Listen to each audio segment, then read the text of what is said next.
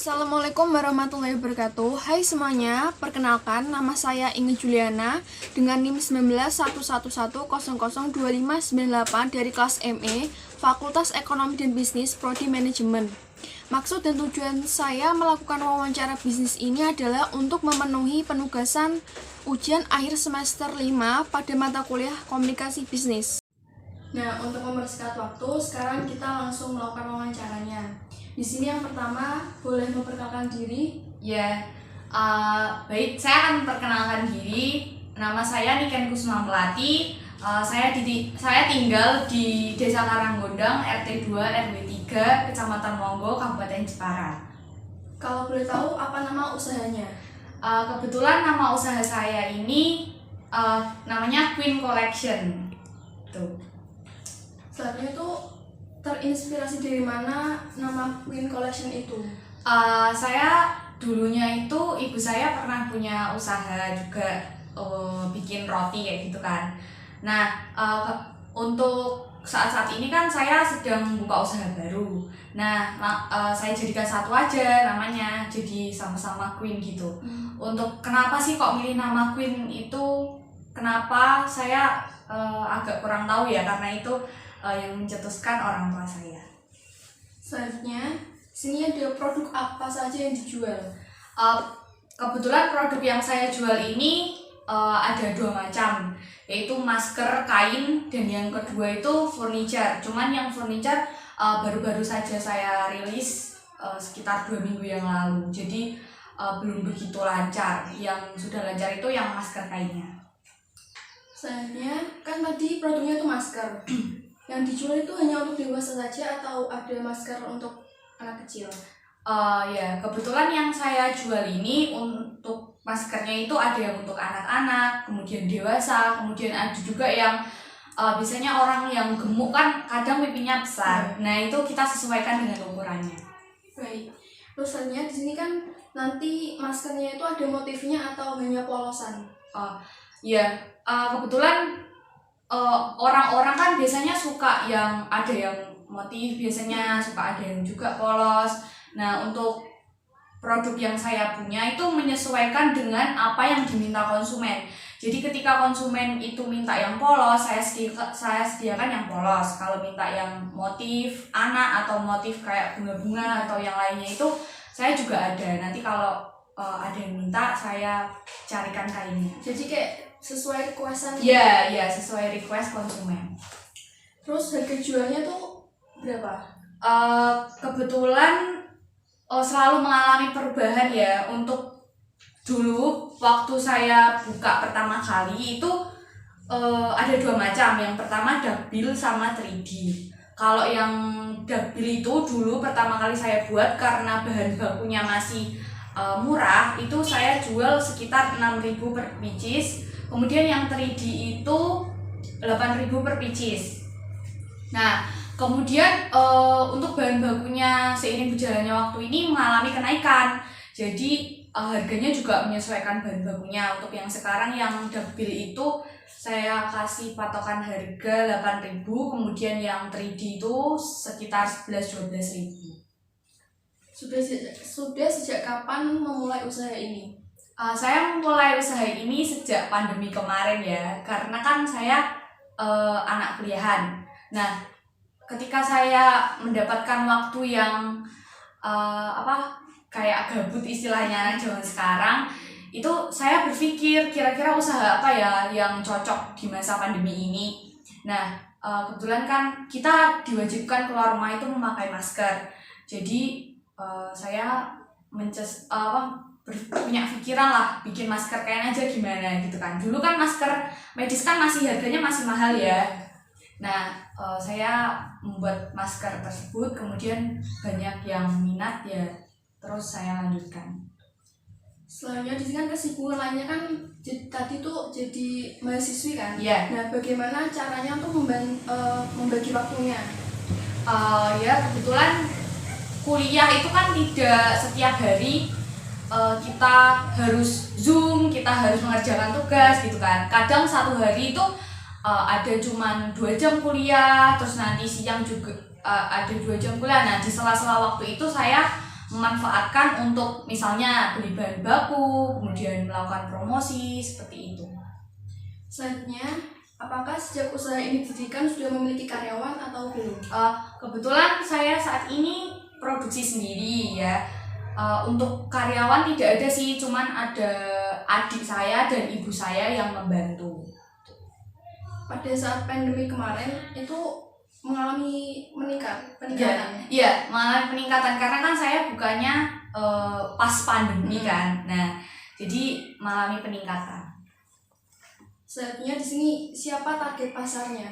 Target pasar saya semua kalangan ya, dari mulai remaja, ibu-ibu, anak-anak pun bisa, karena kita buatnya itu kayak custom gitu, sesuai permintaan dan juga sesuai ukuran konsumen tersebut.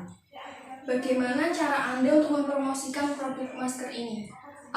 Kebetulan anak zaman sekarang kan biasanya punya WhatsApp, punya media sosial, kemudian punya Instagram. Nah, saya promosinya lewat media tersebut. Kemudian saya juga buka toko di Shopee dan Tokopedia. Apakah produk ini bisa dijual sampai luar kota? Bisa, karena kita kan juga punya followers di luar kota, ataupun di Shopee juga di seluruh Indonesia maupun luar negeri kan juga bisa membelinya kan. Nah, itu jadi bisa sih ke luar kota. Tadi kan itu bisa dikirim sampai luar kota. Nah, sebelum barang dikirim tuh bagaimana packagingnya dan apakah aman sampai tujuan? Untuk bahan masker kan tidak perlu membutuhkan packaging yang sangat, misalnya dibungkus bubble wrap itu kan nggak usah. Jadi kan untuk packing ya kita packing aja seperti biasa, terus nanti ada kurir yang menjemputnya ke sini jika itu lewat Shopee. Kalau membelinya tidak lewat Shopee, saya yang mengantarkan ke tempat itu. Jasa ya. Selanjutnya di sini bahan seperti apa yang digunakan dalam pembuatan maskernya? Bahannya itu saya terus terang memilih bahan yang bagus. Kainnya itu namanya kain katun. Jadi kan kalau dipakai kan adem gitu, nggak panas gitulah. Nah, karena itu yang membedakan masker saya dengan masker orang lain. Orang lain biasanya kan dari kain perca, bisa dibuat. Nah, kalau saya itu tidak dengan kain perca, tapi kita beli kain meteran gitu, terus nanti kita cetaki, jahit. Nah, itu kan yang membedakan produk saya dengan produk yang lainnya, sehingga harganya pun pasti beda, jauh beda dengan yang produksi dengan kain perca. Kalau boleh tahu tuh modal awalnya tuh berapa waktu membuat ini? Dulu itu modal awalnya itu sekitar 100 ribuan ya. Itu cuman buat beli kain. Itu kainnya itu cuma dapat sekitar 4 motif, dan satu motifnya itu 25 ribuan lah kita anggap. Itu cuma dapat 4 motif. Terus awalnya juga promosi lewat WhatsApp, Instagram. Itu pasti awal kita membuka kan susah ya, cari pasaran konsumennya. Tapi lambat laun setelah udah ada pendapatan, kemudian dikembangkan lagi, itu puji Tuhan banyak yang suka. Nah, pendapatannya itu berapa? Kisaran berapa dalam sebulan itu? Kita kan itu ya masih skala kecil. Jadi itu sekitar beberapa bulan yang lalu pas naiknya COVID itu terus terang banyak sekali yang beli. Kemudian yang Desember kemarin juga ada yang buat hampers Natal kayak gitu.